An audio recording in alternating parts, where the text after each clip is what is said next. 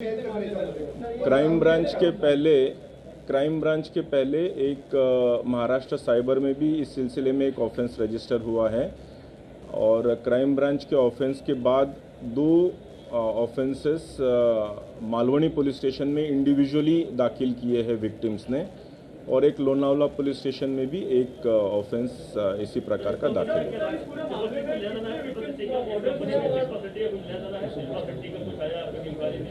सुना ही नहीं दिया प्लीज।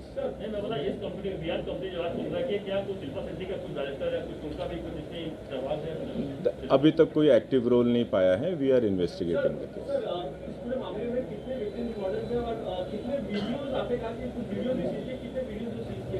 वीडियोस की संख्या तो काफ़ी है।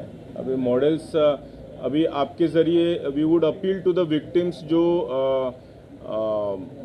जो इसकी अगर विक्टिमाइज हुई है तो they can come forward to us. उन्होंने सामने आए, क्राइम ब्रांच मुंबई को कांटेक्ट करें, will take appropriate cognizance of that.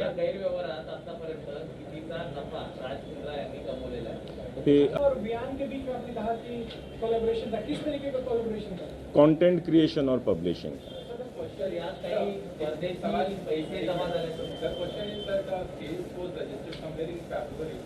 The first charge sheet was filed in April. In the charge sheet, there are a lot of WhatsApp chats between Pradeep Bakshi and Raj Mundra. So, sir, I just want to understand what is that fresh evidence and the fresh things that has come before the crime branch which led to his arrest now? Yes. Yeah, it was investigation is a process. During investigation, there were certain hitches, but we overcame those hitches. And in the fresh office search that we conducted yesterday, we found lots of incriminating evidences based on which we arrested them. Sir, what were those hitches? Because the charge sheet was filed in April only, which had the chats which you guys have listed as evidence. And so why the delay of this? What kind of? Yeah, there were many electronic evidences also to be proven. Some accounts were to be verified, transfer of money, and real ownership of the accounts and the content and the publisher was to be verified beyond doubt before we could take some coercive action in this.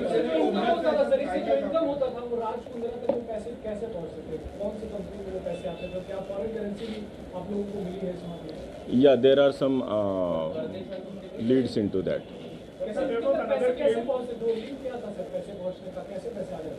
That was account to account transfer also. Electronic transfer of money. Yeah.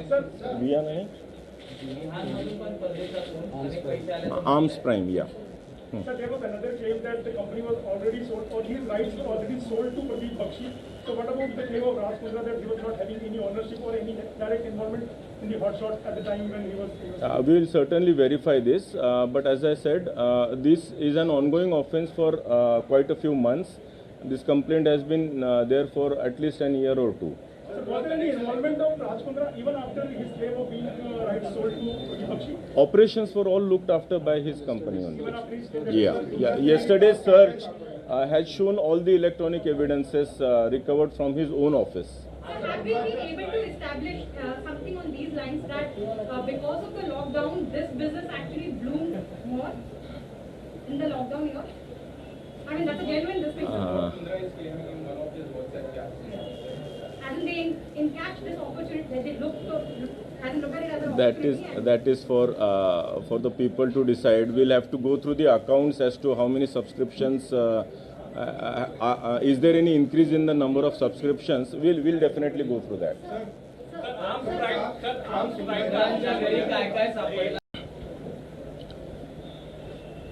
फरवरी 2021 में crime branch Mumbai ने Malvani police station के अंदर pornography films के सिलसिले में एक case register किया था।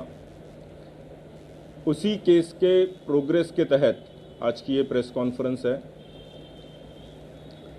उस केस में ऐसा निष्पन्न हुआ था कि जो नए कलाकार होते हैं, स्पेशली महिला कलाकार जो होते हैं, इनको प्रलोभन दिया जाता है, इनको आमिष दिया जाता है कि आपको एक अच्छी वेब सीरीज़ हम दे सकते हैं या कोई शॉर्ट स्टोरीज़ में आपको हम अच्छा ब्रेक दे सकते हैं।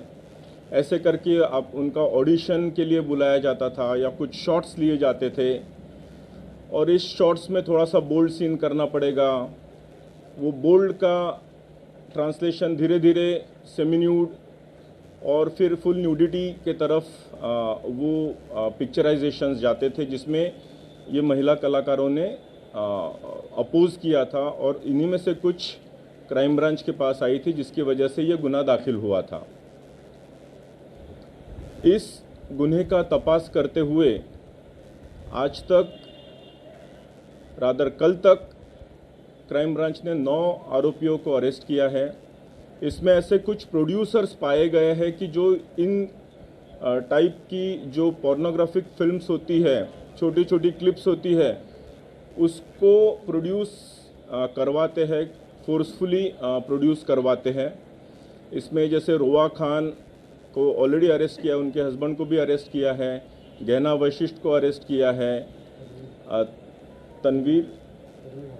तनवीर हाशमी को भी अरेस्ट किया है, उमेश कामत नाम के एक बंदे को भी अरेस्ट किया है, जो फर्दर इन्वेस्टिगेशन में ऐसे पता चला कि he was looking after the India operations for the company of Mr Raj Kundra, जो कि एक मुंबई के बिजनेसमैन है।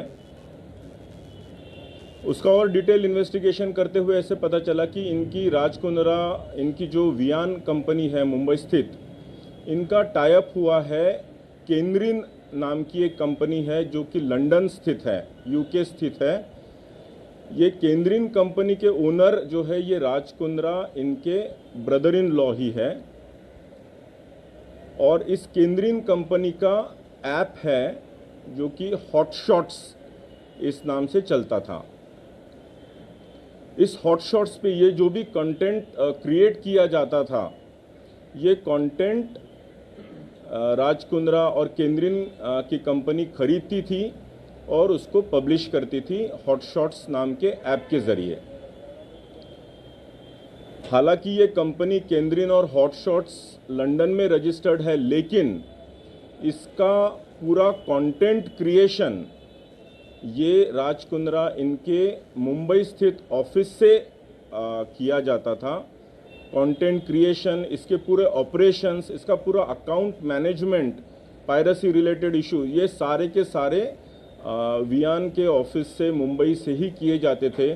जब ये पूरे डॉक्यूमेंट्री और इलेक्ट्रॉनिक एविडेंसेस हमारे पास आए तो हमने कोर्ट से सर्च वारंट लेके उनके ऑफिसेस कल सर्च किए और इसमें ये सारी चीज़ें हमको मिली, including a few clips were obtained from the computers of their offices.